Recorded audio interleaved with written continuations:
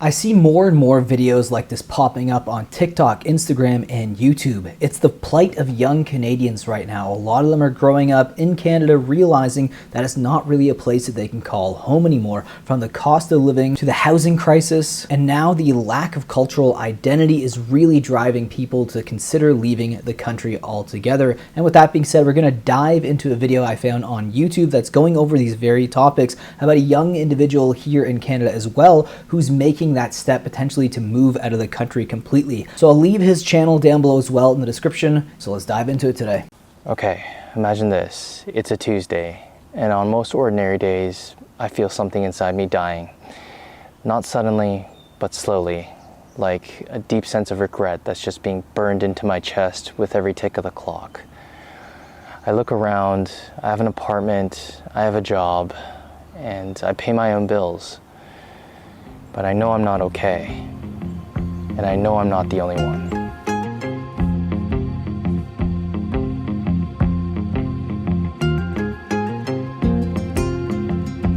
I work in industrial sales, I shoot videos, I coach boxing, I deliver for Uber, and I train MMA. Now, right away, he's touching on something that a lot of people are definitely feeling here in Canada. The fact that you have to have so many side hustles just to get by in Canada. You can't just have one job anymore. Even if that job pays decently well, you have to find something else on the side. This person is driving Uber on the side as well. And think about how much time you devote to working now a week if you have all these side hustles. You're not going to have a lot of time to start a family. And that's a whole other issue as well facing young Canadians.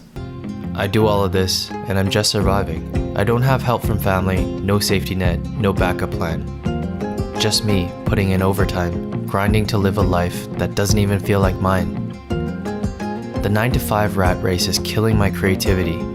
It's making me more bitter, more agitated, more disconnected. And the scary thing is, this feels normal now. In this city, the price of everything is up, but the soul of the city is gone.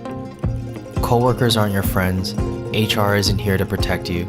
People on the road are cutting you off like life's a race and you're just another car to get past. I've heard it all. I once had a man yell at me in a pub that I couldn't read English, and another man call me a chimp and to go back to China during a road incident. That's the part that no one talks about here. Even in multicultural cities like Vancouver, racism's just buried under politeness, and our communities are just fighting each other. People are working 2-3 jobs just to scrape by. People lie, cheat, hustle, just to save $1. That's where we're at. Everyone trying to screw someone just to breathe a little easier. If you're a recent graduate and you're having trouble finding a job, you're not alone. It's bleak. Well, I've applied for maybe 400 or 500 plus jobs. I feel like Oh, I definitely feel that. I have a friend in Toronto who we worked at the same company. He's been unemployed now for almost 2 years at this point. And he's very qualified, but he can't find anything at all at this point. So, I mean, what do you do after 2 years? He's still in his mid-30s. He's, prime working age, but he can't find anything at all. What would you do in that situation? Because even if you were taking unemployment, eventually it would run out. A lot of people in that situation end up homeless if they don't have good family support. Just throwing darts at a wall and hoping to get lucky and hit something. This chart shows Canada's youth unemployment rate for new grads under 25. Outside of the pandemic, the rate is the highest it's been since the mid-90s. Hundreds of job hunters lined up at a job fair in Ontario has gone viral. All your friends and family are checking in on you and asking how your job search is going. And then that's when you already have gotten rejected from it. And then everyone who was excited for you and checks back in with you, you have to be like, no, I got rejected. Canada used to be about opportunity, but something's broken now. Young people can't find jobs, and the ones who do are overworked and underpaid. Our major industries sold off. Our leaders focused on foreign affairs instead of fixing what's broken at home. And they're not doing any good for the immigrants that come here, with no infrastructure to support them. It has stretched. Yeah, a lot of the people who move here, they were kind of sold a bit of a lie. And they realize once they get here, the cost of living is out of control, housing is out of control, and that Canadian dream may not even be there. In fact, was it ever? Cities like Vancouver past their limit. What we're seeing isn't diversity, it's division. And the system's too slow, too bloated, too blind to fix it. We send money out, we lose our best workers to other countries, we reward those who exploit, and we punish those who try to survive. I live in the West Village in New York City, the highest cost of living yuppie area ever in the history of the United States. I am never shocked when I get a dinner bill. I'm never shocked when I go on vacation. Nothing phases me. I've traveled all over the world. Tell me why I come home to Newmarket, Ontario, the suburbs of Toronto, and I'm shocked at the cost of living here. How are Canadian people making it work? Everybody involved with the economy right now needs to be fired immediately. We need to contact the UN and get a binding resolution here. Something sinister is going on in Canada, and I'm determined to get to the bottom of it. I tried everything to make things work. I tried to change my career. I tried to work a side gig while working on my videography business. But even with my investments and my assets, the math doesn't add up. Unless I gave up everything that made me, me. I was dying here. Not all at once, but in small ways. My passion, my identity, my joy, all fading.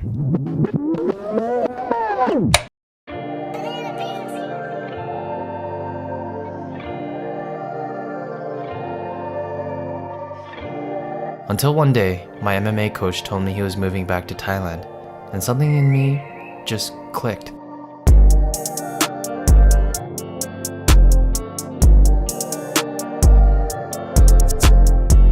Yeah, a lot of people are considering moves like this. I mean, Thailand cost of living is great. You know, it would be nice to be able to speak Thai as well. You probably would have a much better life there. But even people who don't speak any Thai or anything like that, and they just speak English, can still live a relatively good life. But again, it also begs the question, why is this happening though? Why are people doing this if they truly believe that there is still a future to Canada if you're young? Because a lot of people are just giving up. I took a test trip, 5 weeks, living there like a local, training, filming, living free. Not lavish, not luxury, just enough to breathe again. Now I'm about 1 week away from leaving Vancouver for good. No job, no backup plan, no one to support me.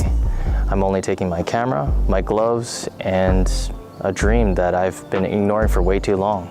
Thailand is warm, it's affordable, and it's filled with people that is chasing the exact same type of freedom that I am. The MMA scene is world-class, and the expat community is real. Everywhere I look, I see opportunities to be able to create, connect, and come alive again. But who knows? Thailand may not be the end-all be-all. I may consider living in a different country and somewhere else internationally if I find it better suited. The point is, I'm getting out of my comfort zone and I'm trying to create something that's new and that's different.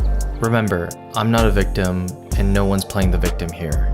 But it's up to you to recognize the issue and make a change. Look, I'm not telling you to leave your country. I'm just telling you, you're not crazy if you feel stuck. You're not weak if you feel tired, and you're not selfish for wanting more out of life than just paying some bills and fading into silence. You don't need permission to start over. And sometimes the real courage is just admitting that what you have isn't what you want.